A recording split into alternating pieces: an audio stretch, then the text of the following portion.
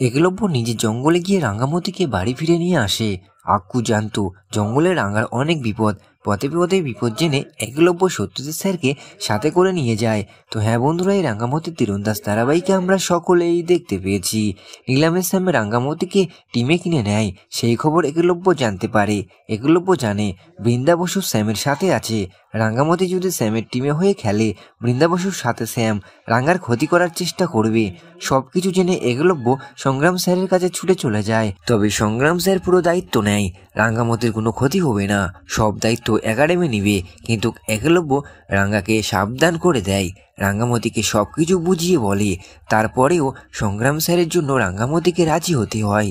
এইদিকে একলব্য ঠিক থাকতে পারে না, তাই বাড়ি ফিরিয়ে আনতে একলব্য জঙ্গলে চলে যায়। তবে কি এবার সহদেবের মুখোমুখি হবে একলব্য? তো বন্ধুরা, আপনাদের কি মনে হয়? আপনাদের মতামত কমেন্টে জানাতে কিন্তু একদমই ভুলবেন না।